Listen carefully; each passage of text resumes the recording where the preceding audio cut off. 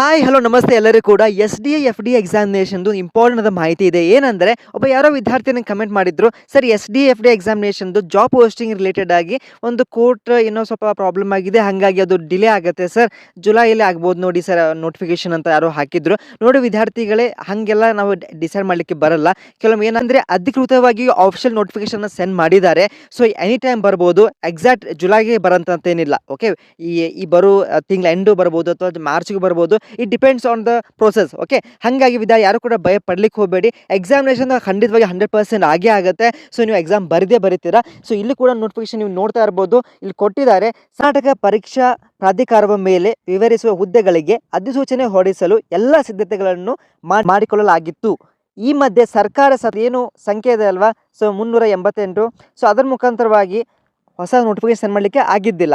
ಆದ್ದರಿಂದ ಸ್ಪರ್ಧಾತ್ಮಕ ಪರೀಕ್ಷೆಗಳಿಗೆ ಸಿದ್ಧತೆ ನಡೆಸುತ್ತಿರುವ ಅಭ್ಯರ್ಥಿಗಳು ಮೇಲೆ ವಿವರಿಸಿರುವ ಹುದ್ದೆಗಳಿಗೆ ನೇಮಕಾತಿ ಪರೀಕ್ಷೆಗೆ ಹಾಜರಾಗಲು ಬಯಸಿದ್ದಲ್ಲಿ ಆ ಹುದ್ದೆಗಳಿಗೆ ನಿಗದಿತೆಯಾಗಿರುವ ಪಠ್ಯಕ್ರಮ ಏನು ಸಿಲೆಬಸ್ ಇರ್ತಲ್ಲ ಅಭ್ಯಾಸ ಮಾಡಲು ತಿಳಿಸಿದೆ.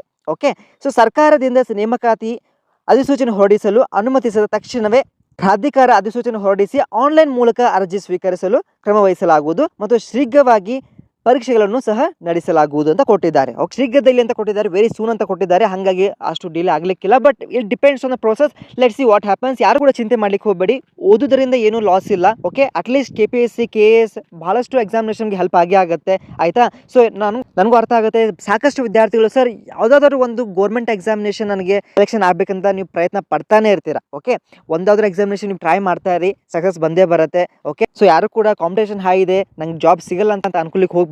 ಟ್ರೈ ಮಾಡ್ತಾನೆ ಇರಿ, ಒಂದಾದ್ರೂ ಒಂದು ದಿನ ನಿಮಗೆ 100% ನಿಮ್ಗೆ ಸಕ್ಸಸ್ ಸಿಗುತ್ತೆ. ಓಕೆ, ಸೊ ಸಪ್ರೇಟ್ ವಿಡಿಯೋ ಮಾಡ್ತೀನಿ, ಯಾವ ರೀತಿ ನೀವು ಒಂದು SDFA ಎಕ್ಸಾಮಿನೇಷನ್ಗೂ ಸಿಲೆಬಸ್ ಅಥವಾ ರೆಫರೆನ್ಸ್ ಬುಕ್ ಯಾವ್ದು ಬೆಟರ್ ಇದೆ ಅದನ್ನು ನೀವು ಓದಿದ್ರೆ ನಿಮಗೆ ಅಟ್ಲೀಸ್ಟ್ ಒಂದು ಸಕ್ಸಸ್ ಆಗಲಿಕ್ಕೆ ಆಗುತ್ತೆ ಅಂತ. Be confident. ಓಕೆ, ನಾನು ನಿಮ್ಮ ಜೊತೆ ಇದ್ದೇನೆ. ಮತ್ತು ನೀವೆಲ್ಲ ಕೂಡ ಎಲ್ಲ ವಿದ್ಯಾರ್ಥಿಗಳು ಕೂಡ ಒಂದು ವಾಟ್ಸಪ್ ಗ್ರೂಪಲ್ಲಿ ಇದ್ದೇವೆ. ಎಲ್ಲ ಕೂಡ ಆಫಿಷಿಯಲ್ ನೋಟಿಫಿಕೇಶನ್ ನೀವು ಕೂಡ ಸೆಂಡ್ ಮಾಡಿ. ಓಕೆ, ನಾನು ಎಲ್ಲರೂ ಕೂಡ ಮಾತಾಡಲಿಕ್ಕೆ ಅವಕಾಶ ಕೂಡ ಕೊಟ್ಟಿದ್ದೇನೆ. ಬೇರೆ ಜಾಬ್ ಪೋಸ್ಟ್ ನಿಮಗೆ ಏನಾದರೂ ಹೊಸ ಮಾಹಿತಿ ಸಿಕ್ಕಿದೆ ನೀವು ಕೂಡ ಶೇರ್ ಮಾಡಿ, ಎಲ್ಲರೂ ಕೂಡ ಹೆಲ್ಪ್ ಆಗಲಿ. ಎಲ್ಲ ಆದಷ್ಟು ಶೀಘ್ರದಲ್ಲಿ ಅಂತ ಕೊಟ್ಟಿದ್ದಾರೆ. KA ವೆಬ್ಸೈಟಲ್ಲಿ ರಿಕ್ರೂಟ್ಮೆಂಟ್ ಸೆಕ್ಷನ್ದಲ್ಲಿ ನಿಮಗೆ 100% ವೆರಿ ಸೂನ್ ಬರುತ್ತೆ ಅಂತ ಅವರು ಕೊಟ್ಟಿದ್ದಾರೆ. ಲೆಟ್ಸ್ ಸಿ ಯಾವಾಗ ಬರುತ್ತೆ ಅಂತ. ಬಂದ ತಕ್ಷಣ ನಿಮಗೆ ಸಪ್ರೇಟ್ ವಿಡಿಯೋ ಯಾವ ರೀತಿ ಅಪ್ಲೈ ಮಾಡಬೇಕು, ಯಾವ್ಯಾವ ಡಾಕ್ಯುಮೆಂಟ್ಸ್ ಬೇಕು, full process from the beginning to end. Okay, separate long video ಆಗುತ್ತೆ, ಬಹುಶಃ ಒಂದು 20 ನಿಮಿಷ 30 ನಿಮಿಷ ಆಗ್ಬೋದು. ಆ ವಿಡಿಯೋ ತಪ್ಪದೆ ನೋಡಿ, ಆದಷ್ಟು ಬೇಗನೆ ಬರುತ್ತೆ.